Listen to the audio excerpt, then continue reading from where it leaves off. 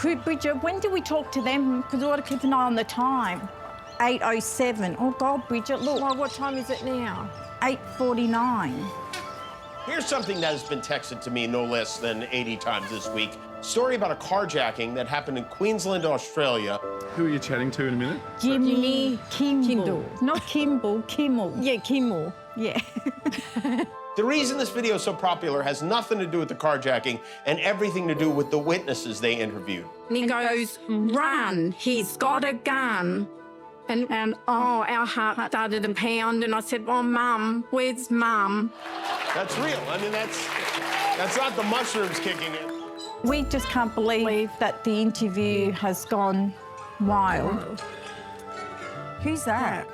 That's that one. Channel 10. No. Joining us now, Bridgette and Paula Powers. Wow, look at you guys. You really are twins. When did you become aware that you had delighted the globe? Well, when we heard from your show. I feel like this is what The Shining would be like if they made a sequel right now. When you first talk to the Twinnies, the initial impression is probably shock, but very quickly that just fades away to pure intrigue. We do confuse a lot of people. I think a lot of people make the mistake of seeing the Twinnies as being some sort of novelty act in a way because they talk in unison. But I think you do that at your peril. Our next male pelican, Yeah. we're going to name it Jimmy. Thank you. I know you run an organization that rescues pelicans. Oh, wow, this is good.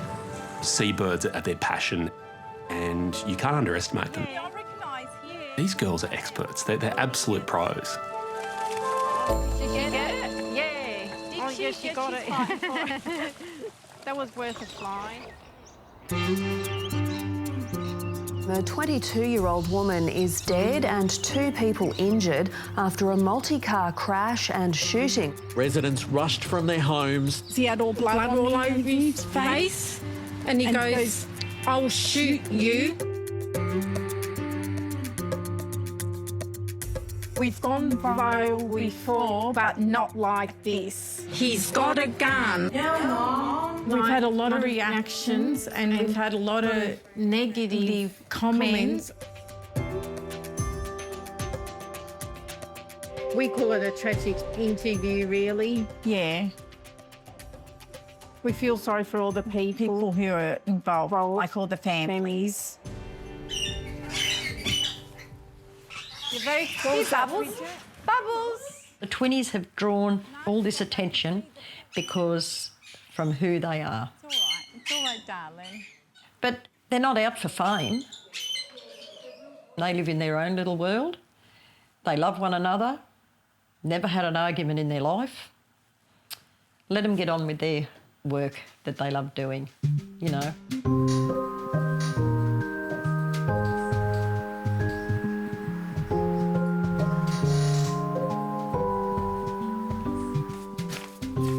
The relationship what I have with my twin sister, basically I'm probably going to be talking about myself kind of thing. I know that we're two individuals, but when we're separated, no, we don't feel completed, but when we're together, yes, we've got that solid rock there again. Good morning, Dad. Hey, Twinnie, how you going? Yeah, we just love one another to pieces. We love dressing the same buttons and same patterns. I've heard such twins described as 2 bodies, 1 soul, and I think that's a perfect way to talk about Bridgette and Paula.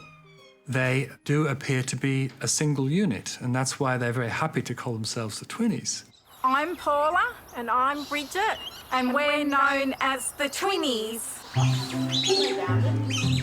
We've been rescuing and saving birds for 21 years. Good morning. You going to come down? The Twinnies really perform an amazing job rehabilitating seabirds. Good morning, bubbies. Hello, darling. So all along that southern Queensland coast, if there's a bird that is in distress, or even a turtle, it's like this bat signal goes up and the Twinnies respond. They're quite extraordinary. But he's missed his wet foot. I have seen Twinnies perform miracles. I've seen birds with open fractures. I've seen birds without beaks. Perfect, and it's not annoying you, is it? And I've seen these birds mended, very broken birds, put back together with, I don't know, Twinnie magic. But in a way, the birds have also saved Twinnies because their health isn't great. Hello, Rob. What have you got? Twinnies suffer with a lot of debilitating illnesses, but the birds keep them going. We try and forget all about the health issues. We get on with life. I guess when you love something so much, it's easy. Yeah. They were beautiful babies. They were just gorgeous Twinnies. And 40-odd years on, look at you now. I couldn't tell them apart when they were born. The hospital had little bands on them and had twin 1, twin 2. I was too frightened to take them off.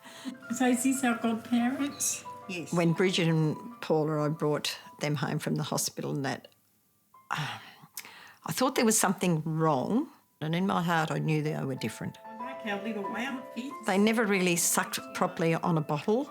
They used to scream a lot. They were floppy babies. Always holding hands. Really, they didn't sit up until they were about probably 15 months old. We could never work out what it was. We took them to doctors and they were in hospital.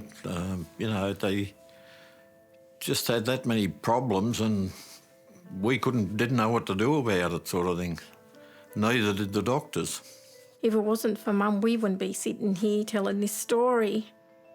Mum did all the hard work, giving us physio herself and getting us to walk. I can tell we love one another, look. They were very, very close. Like I had them in a cot together, but I tried to put them into separate beds. You'd wake up in the morning and they'd be curled up on the floor together like little puppy dogs. They were quite unique and funny. Like, yeah, they had this own little communication line that it was like nobody else was privy to, really. Which dog's that? Little lady. I used to call them little chipmunks. That's what they sound like, a couple of little chipmunks talking to each other. Was that our first day at school? Yeah. They went to a special school to see if we could get them to learn how to talk better, speech therapy, and mixing, because they only wanted to mix with themselves. Well, one sister and 2 brothers, look at that. And then I got them into a normal school situation. We loved going to school and kids used to look at us and say a few words, but we used to let it go in this ear and out the other. High school was very, very hard for them. As they got older, their heart problems started kicking in. A lot of girls used to give them a hard time about not having boyfriends and saying, you know, are you having it off with one another or something, you know, horrible things. How are you two? How's that leg? They had to finish school early, year 10. He'll be able to be released. And I thought, well, what are we going to do now? What, twin? They could never, ever hold down a full-time job. There you go, little man. Once they moved up here onto the Sunshine Coast, that was when everything kind of just started to fall into place for them. We'd only been in Queensland for a fortnight. The boys were out fishing. They called us on the phone, come down to the Powerboat Club and come and see what we've got. There was a big green sea turtle, obviously had some sort of problem, couldn't submerge under the water. We got there and held the turtle. We put seagrass all over his eyes and his shell to keep him nice and moist. And then someone goes, oh, why don't you call Steve Irwin? And honestly, we didn't know who Steve was at the time. Here he is. Come on, big boy. Come on, come on, come on, come on. Come on. Take him, Toby. Take him, take him, take him. And very shortly after that, we had a troop carrier pull up and a guy got out. He walked straight into the water, boots and all. He got the turtle. They put it on a stretcher thing and were bringing it out of the water and he spotted the girls. And I remember it very clearly. He couldn't take his eyes off them. Steve could see, just from that split second with meeting them, how passionate they were about the turtle. And that's how they came about to go and work for him. Steve had what you might call a skill for being able to recognise special things that people may have, and he would have recognised that the Twinnies were two young ladies who would be of great benefit to the zoo and also to wildlife in general. Hi, Bob. How are we going? Good. All good? I don't think we could have worked anywhere else. And thank you for letting us to release our birds here. It's always good. We've always had love for every kind of creature, even spiders. We can't even kill a spider. Hello, darlings. You got a good life here. They've all got heartbeats and feelings. You're free, darlings. Oh, there goes one. That's it. We worked at Australia Zoo for 2 years. Come on, kids. How'd you come? And then after that, we branched out on our own. Oh, wow. I don't know why we picked seabirds, but I think because we knew that they needed our help. We are a charity. And we get some good volunteers, yes. You're doing the B part now, Ken. We're grateful for any help You do a good job. because it becomes costly and time-consuming. Oh, yeah, so hopefully you've got no broken bones. There's not a day that we can say we haven't had a bird come through that door. Sorry that you have to drop it off. From the time they've started to now, I'd say they've done 25,000 birds easy. Where are you, little man? The majority of the birds they're seeing have been malnourished, have been hit by cars, hit by boats. You see them hooked by fishing lines, caught in different fishing traps, crab traps. They've flown into power lines. All of those hallmarks of human development on the coast. Good boy. Twinnies pretty much do everything that a vet and a vet nurse would do, apart from major surgery. Some people bring the birds to us and then we get calls and we go out and rescue the birds as well. They come into our ICU room first and then we move them into the hospital part. Then they go into the recovery area where we start giving them a lot of physio before release. Oh my God, look at this. Look at this. I first met the Twinnies 10 years ago and we stay in regular touch. It's not uncommon for me to receive a text message about a patient that's just arrived and they're looking for some little tidbit of veterinary insight from me. Oh, look at that. He's enjoying that. They'll have birds in care for weeks, months, and often years. You're hungry, little Vegemite, huh? They feel very deeply towards every one of their patients. We love them all, but our favourite bird is the pelican, yeah. And we just love their big eyes. This is Rob and he's our pride and joy. He's a beautiful boy. We have had him from an egg. We've got pelicans on our dam and we've got special permits for them. They bred and there was 2 nests down there. We saw this egg. I said it has to be a pelican egg. That's where the nest was, and this is where Rob's egg was, right here. We picked it up and the egg was stone cold. We raced up and we put it into our incubator and then I think it was on the 5th day we heard this little chirp and we just got so excited and everything, and then the 6th day we saw the little beak coming out. But look, baby pelican chick. I said, that is amazing, but what are you going to do with it? How are you going to look after it? And they said, well, we've watched the pelicans. We know what they do. You're doing so well. Now it's time for bed. We were sitting on the grass with him and then he just wobbled like a No, he just got up and got off balance and then he took his first steps. It was amazing. Yes. Good boy. Oh, my God.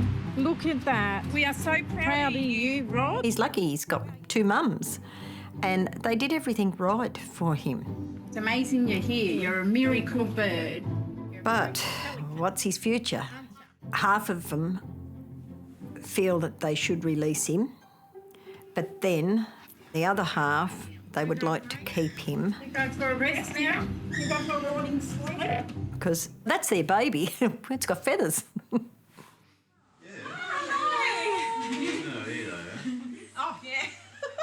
Through Twins Research Australia, I've met hundreds of twin pairs.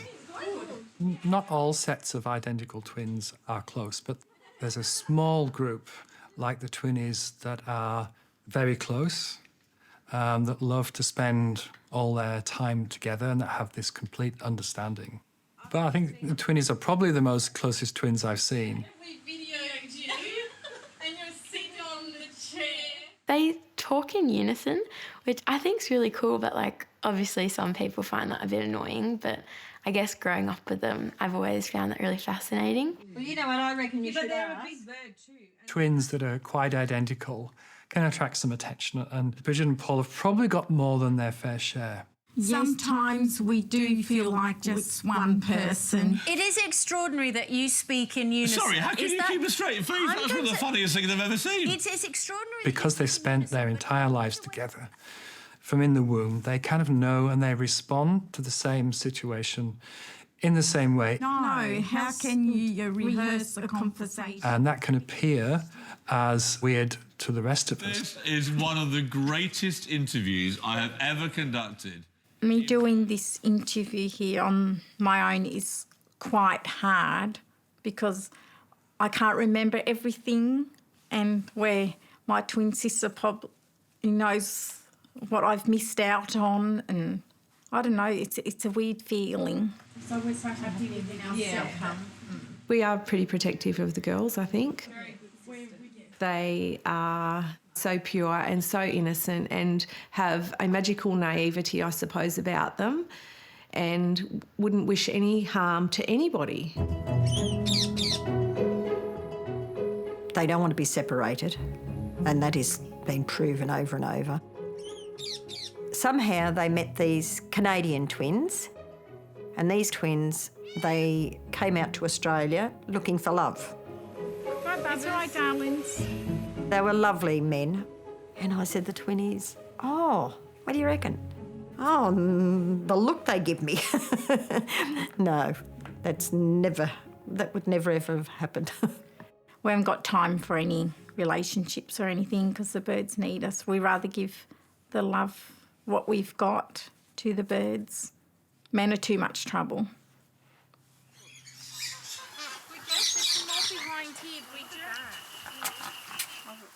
I have never, ever met people who work as hard, who are so sick as they are at times, and never complain, ever. It's all about time. We've got osteoporosis already, and we've got heart problems, and we've got stomach problems, but we just go from one day to the next. The bone density shows that their bones are like an 80-year-old woman. And if they was to fracture a bone, it may never heal. He came to the door for help. You can still see the way on. It's hard watching my twin sister with that angry-looking kind of sad face when she's in pain. Little baths every day will help. And it's hard for my twin sister to see me sick. It's a safe detergent for him. I think you've found your calling with seabirds. Helen knows that however much hard work it is, this is what keeps Twinnies going. We are so blessed for our mum and dad. Their life savings come into to run our organisation. If it wasn't for them, I don't know what we do. Soft tissue trauma. We do rely on public donations. You brought him in. What are you going to name him? Because he's got to have an idea. It costs a fortune to keep Twinnies running. Daffy. They don't own the land that their facility is on. they rent it. Yes, there are small grants available. Yes, there are generous people in the public domain. But most of the money comes from Helen and John. Yeah, I've seen you do a lot of miracles here. There's always been a dark shadow hanging over us here. You'd be laying in bed thinking, oh, I wonder if the owners will want to sell. And I thought, what am I going to do? So, yep, just hang in here and hope for a miracle.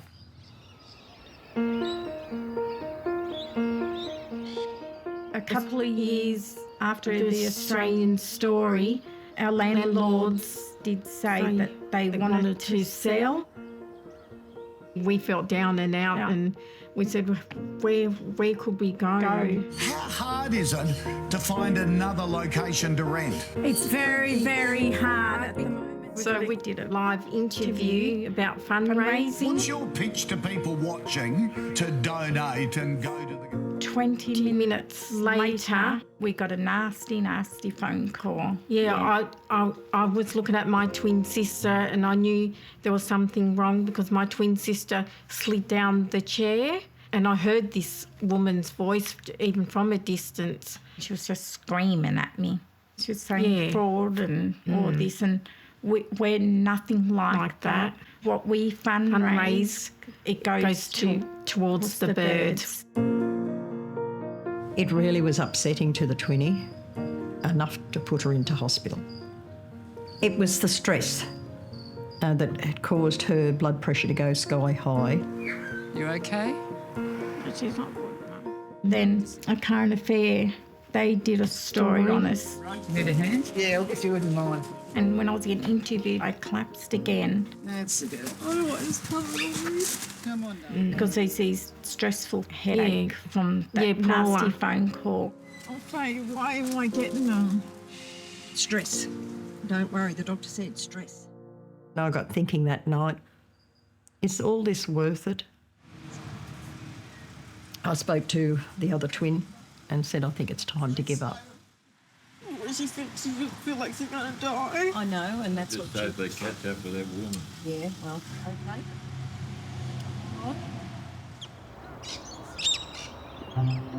Then a few days later, we got a phone call from a lovely man.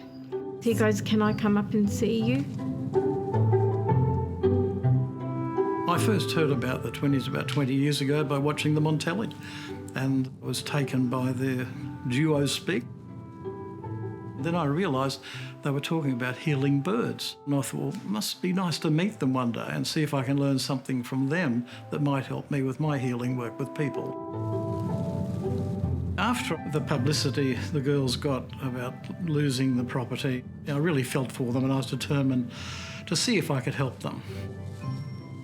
When I first drove up here to meet the Twinnies, I was a little nervous because I saw them as being fairly important people. And I didn't want to waste their time or mislead them in any way. And I thought, what's with this man? Anyway, you could see he was a genuine, nice man. He wasn't a sleaze or wasn't after the girls or anything in it. Hello, great to see you. Good to see you, dear. Hope everything's well. Yes. Good. Come in, Peter. We talked for a while and I said, look, I've come to make a donation, and I got my chequebook out. And as I wrote it, you two were staring and your mum had a very serious look on her face. So I finished it and I gave the cheque to your mum. I decided to give you $5,000. And she was still playing poker with her face, so I couldn't tell what she thought. And I thought, oops, it may not have been enough. And she gave it to you two, and you looked at it and burst into giggles. And you smiled at me, and I thought, it's okay. We were just very shocked. It was such a large amount. We opened another packet of biscuits, and at the end of it, I wrote another cheque for another $5,000, and the girls were giggling again. Yeah. So that was 10,000, what, for 2 cups of coffee and 4 Monte Carlo biscuits? Can you believe it? It's been probably 2 years since then. Yeah. Then I decided to seek to buy the property and guarantee the Twinnies and their mum and their dad, they could live here for the rest of their lives. Yeah. And I really appreciate what you have done for this family. We were worried because it is a lot of money, $1 million. And I said, Peter, but belongs that you're not going to leave yourself short. I assured them that it was okay. Treat it like your place and do what you like. I made a lot of good investments and they've all paid off. And as I had more wealth, I just gave more money away. I give because it makes me happy. And how could I not be happy looking into your faces and seeing you being happy? But you have made one dream come true. Well, you deserve it. And we can't explain how we feel what Peter has done for us. It's too, it's too overwhelming. So miracles do happen. Miracles can happen. And now the Twinnies can continue their work and I can try and have a little bit of a sleep at night, not having to worry what's going to happen tomorrow. Here, Peter. We'll step there, Peter. Now, Peter, this is our ICU room. When Peter came into our lives, actually we call Peter Saint Peter now. Your picture here. It's made our lives a little bit easier. Thank you very much. That's beautiful. But we still need the public support to help our organisation. What's this cost a year? $75,000. That's for food and electricity. They receive some money from the local council, which meets about half of their bill for the food for the animals. And the rest comes from donations. It's a donation for you. Thank you ever so much. We appreciate it a lot. That's all right. You do very good work. They don't get a wage. They just get on with their job. We want to show you Rob, the one what we raised from the egg. And how old is Rob now? He's coming up 5. Hi, Rob. Come on, Rob. He's a bit shy. Rob is doing really well. We just released him here on our property. He can go whenever he wants, but he's chosen to stay here for now. Hello, darling. Hello, beautiful men. Twinnies want a hug. Rob's starting to get his breeding colours, so he might win a girl. Who knows? You want to become a dad? Dad? Huh? You got to go and find a girl. I know for a fact the birds keep the Twinnies going. Beautiful connection with us. It's a healing process all around. You know, Peter helped the Twinnies. Twinnies are helping the birds. The birds are helping Twinnies. Yeah, find a girl. You're going to find a girl. Yeah. Some days we do feel like we're going to fall off our perch sometimes, but we can't. So we just take our time caring for the birds. They're the ones what are keeping us motivated. Lots have happened here in the last 2 weeks since Twinnie went viral. We have been inundated with emails from all around the world. They've been offered reality TV, radio interviews, some comedy stuff. Pontoon along here. Like it won't come right back. One of the offers what we've got was from Jimmy Kimmel. Yeah, we said that right. Kimmel. He's offered us to be on his show, but we've got to try and get our health right first. Are you happy? Yes. You like me plan? If the doctor said it was all right, fine. Because they've never been out of Australia. But behind that scene of going to see Jimmy, they want to see the pelicans. What other reason would you go? Sorry, Jimmy.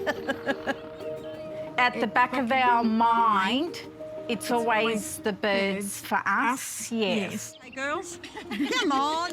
We love doing what we're doing and we couldn't give it up for the world. They're our passion.